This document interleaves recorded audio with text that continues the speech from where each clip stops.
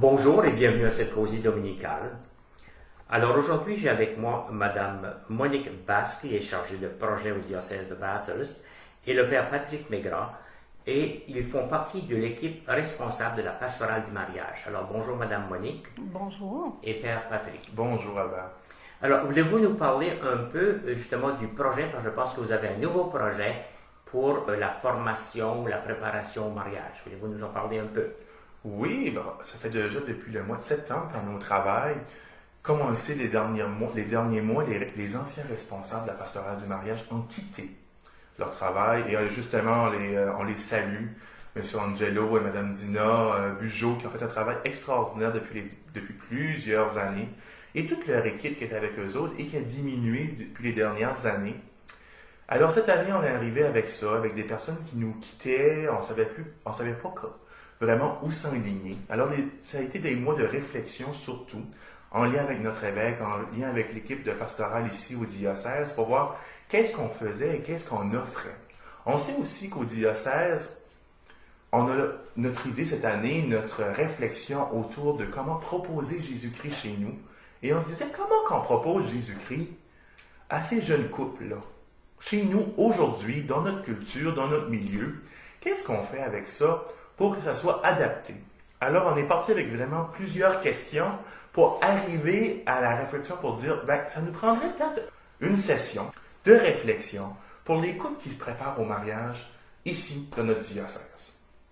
Alors, on a été chercher des gens pour nous aider. C'est sûr qu'on a Monique Basse qui a été embauchée au diocèse, qui travaille à la préparation au mariage, à la pastorale du mariage, et aussi du côté des baptêmes, mais ça sera un autre sujet à discuter plus tard.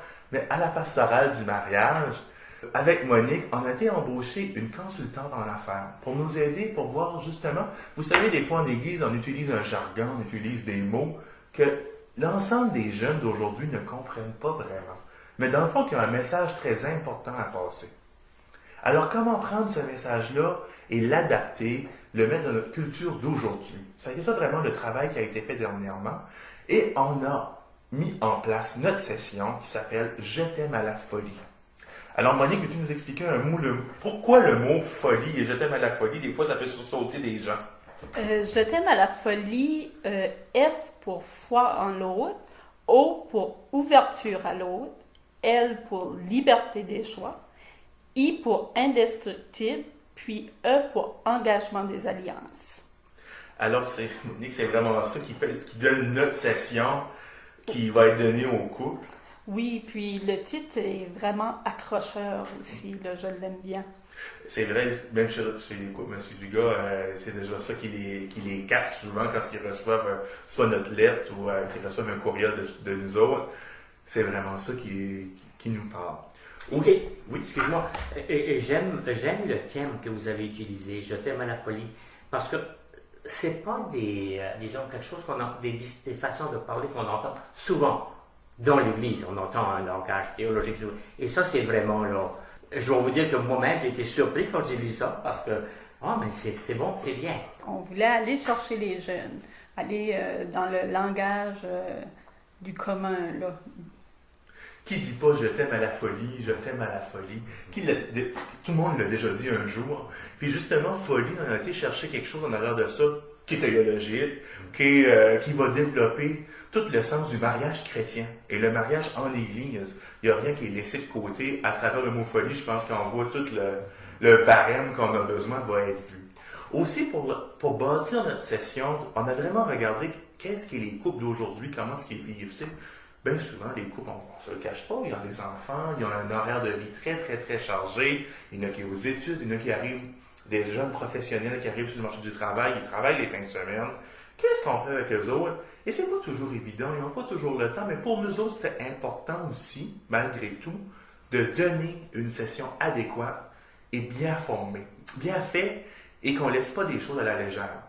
C'est sûr qu'on a essayé de diminuer en temps, mais de donner le même bagage à ces jeunes-là pour qu'ils se questionnent.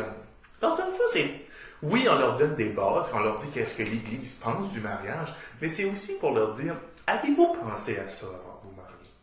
Avez-vous pensé à ça, des petites choses qui peut aider le couple une fois marié, ou même tout de suite, parce qu'il y en a plusieurs qui vivent déjà en couple, pour les aider à s'épanouir et à être heureux. C'est ça que l'Église veut, dans le fond, que leur couple s'épanouisse et qu'il porte fruit. Alors, c'est pour ça qu'on a bâti notre session. Et la session est bâtie comme une célébration. La célébration du mariage a différentes étapes. Il y a l'arrivée à la célébration débute, il y a l'entrée en célébration, l'accueil, ensuite il y a le sens de la liturgie de la parole, l'Eucharistie, dépendant si certains veulent l'Eucharistie ou pas, et par après il y a l'envoi. Et notre session est bâtie sur la même formule. L'entrée. Avant d'arriver, chaque personne, avant d'entrer dans une célébration religieuse quelconque, arrive avec ce qu'elle porte. Et justement, nous, on voulait réfléchir avant qu'ils arrivent à notre session, à qui ils sont. Qui sont ces personnes? Qu'est-ce qu'ils portent? Qu'est-ce qui est leur bagage? Leurs parents, leur famille? Est-ce qu'ils veulent des enfants? Ceux qui ont déjà des enfants, est-ce qu'ils veulent continuer leur famille? Plein de questions qui vont se poser, et c'est pour ça qu'on leur envoie déjà un petit document pour les aider à cette réflexion-là. Une fois cette réflexion-là faite, on les invite, et on les invite fortement, ils doivent se rendre à une session en classe d'une journée, qui est environ entre 7 et 8 heures. Durant cette session-là, on fait un retour sur ceux qui ont vu à la maison. Dans le fond, c'est comme si on a un cours semi à distance, semi en classe. On peut dire ça comme ça pour aller chercher. Notre but est aussi d'aller chercher toutes les heures et toute la matière possible à donner sans les avoir tout le temps en classe.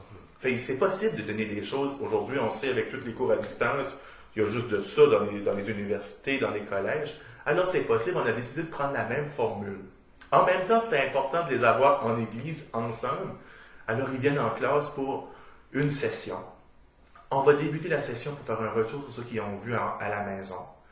Ensuite, on va passer à la parole de Dieu. Et la parole de Dieu, elle agit dans la vie des gens. Alors on va avoir des couples qui vont venir nous parler de leur vécu et ils vont se servir du mot folie. C'est à partir du mot folie qu'ils vont développer leur témoignage, qui va guider leur témoignage. En même temps, ils vont donner du contenu et à travers ça, eux autres, le couple qui va être invité, va insérer à travers ça des faits vécus. Par la suite, on sait que les couples mariés les couples fiancés qui nous demandent le mariage, désirent se marier en église. Alors, on va les apporter célébrer dans une paroisse une célébration du dimanche. Vivre en église une célébration. Mais pour ça, on va vraiment les préparer. Madame Monique qui est avec moi va voir à leur expliquer en détail une célébration. Tu sais, des fois, ça fait longtemps qu'on n'a pas réfléchi sur ce qu'est une célébration. On va aller chercher tout en détail les choses importantes. Par la suite, après la célébration eucharistique, on va continuer la fête, on va partager un repas. Et après le repas, on va rentrer vraiment avec le rituel. Parce qu'on sait que le rituel, là, il y a des mines d'or d'informations là-dedans et de questions, pas de questions, mais des choses qui peuvent remplir le mariage chrétien, qui peuvent nous aider à comprendre ce mariage chrétien-là. Juste le « oui, je le veux », il y a tout un sens qu'on peut développer. Alors, on va prendre vraiment 2 heures à développer le sens du rituel. Moi quand je suis arrivé au mois de septembre, je disais ça à Monique et à l'équipe, avant d'être ordonné, j'ai presque passé 8 ans dans le rituel d'ordination. À chaque année, on avait une retraite, on avait un temps de réflexion. Quand l'évêque allait me poser les questions à l'ordination, je savais qu'est-ce que je répondais oui. Justement, moi j'ai dit, je veux que les mariés qui vont nous arriver, quand ils vont nous répondre oui, je le veux, ils vont être conscients, ils vont être au courant à quoi ils répondent oui. Et dans le fond, ça répond à plusieurs choses. On va faire le tour de leur vie presque avec cette session-là, avec ces oui, je le veux là. Ça se ramène à tout ça qu'ils vont avoir travaillé à la maison, à la vie en église, et jusqu'à l'envoi, qui va être leur envoi pour leur préparation à leur mariage, pour annoncer au monde qu'ils s'aiment et qu'ils représentent l'amour de Christ dans leur vie. Alors, Madame Monique, est-ce que vous avez quelque chose à ajouter? Non, Patrick a vraiment fait le tour J'ai pris tout le micro, je de la m'excuse. C'est bien, vous faites bien ça, Père Patrick. L'important, c'est que le message passe. Oui, Exactement. Et on veut aussi mentionner, s'il y a des gens qui ont des questions, très bientôt, exemple, sur le site internet du diocèse, on va avoir de l'information, là. Qu'est-ce que les couples ont besoin pour se rendre voir leur curé, qu'est-ce que les papiers, qu'est-ce que les... Et même, on va essayer dans le cours de l'année d'avoir même de l'information sur les chants pour les cérémonies. Des fois, c'est pas toujours évident à choisir dans nos cérémonies religieuses quel chant qui est propice, qu'est-ce qui est intéressant. On va travailler avec notre équipe encore là, à mettre sur le site internet dans les prochains mois de l'information pour les couples. On est au service de ces gens-là et on ne réalise pas, mais il y a beaucoup de chrétiens, beaucoup de personnes qui... On a quand même près de 200 mariages pour l'été prochain dans notre diocèse, c'est quand même beau. C'est quand même des gens qui vont visiter nos églises, qui vont être dans nos églises pour prier ensemble, pour célébrer. Alors c'est important de donner un service qui est important, de qualité, qui est important pour eux autres. Parce que l'accueil, on accueille comme le Christ dans notre église. C'est ça. Ben, c'est pour ça moi qui est important que c'est pas seulement du contenu qu'on doit leur dire, faut que l'Église vous dise ça, mais plus dans le sens de questions. Est-ce que je m'aime assez pour aimer aussi l'autre à travers ça? Parce que si on ne s'aime pas, comment on peut aimer l'autre? Et pour pas que ça soit juste un amour béquille qu'on appelle là. Après ça, la communication pour soi-même, avec les autres, la communication dans son couple. Bâtir son couple, nos amis, parce qu'aujourd'hui, on sait tout le monde a un grand réseau d'amis, il y a Facebook, on a une panoplie d'affaires, nos familles, notre vie professionnelle, nos loisirs. Quelle place ça prend dans notre vie de couple? Et pour pas que ça devienne un conflit. L'argent. C'est beau pour des professionnels, mais aujourd'hui, tellement on est dans un monde, on le sait, on est tous consommateurs, on veut avoir plein de belles choses. Est-ce que l'argent, est-ce qu'on a assez pour vivre ça dans notre couple? C'est important. Bâtir une famille. Les questions des familles qui ont déjà des enfants. On en a 2. On veut-tu en avoir d'autres? Il y en a qui n'ont pas, il y en a qui ne peuvent pas en avoir. Aujourd'hui, de plus en plus, on entend des gens, la fertilité, c'est des points importants. Qu'est-ce qu'on fait si ça ne marche pas? Est-ce que notre couple est à terre? Est-ce que notre couple est fini? Est-ce qu'on a autre chose? Et comme parents, quelle valeur on veut donner à nos enfants par la suite? Et qu'est-ce qui est notre... On a plein de questions et moi, c'est pour ça que c'est important. C'est pas autant donner du contenu, mais les questionner sur leur vie de couple, leur vie à deux et leur vie en église. Père Patrick, pour cette information et qui peut être utile pour les gens qui nous écoutent également. Ben, un gros merci Albert, puis on espère de se rencontrer bientôt. On pourra peut-être s'en reparler pour nous dire comment ça fonctionne une nouvelle session dans le diocèse. Exactement. Exactement. Merci et au revoir. Alors, bon dimanche et bonne semaine.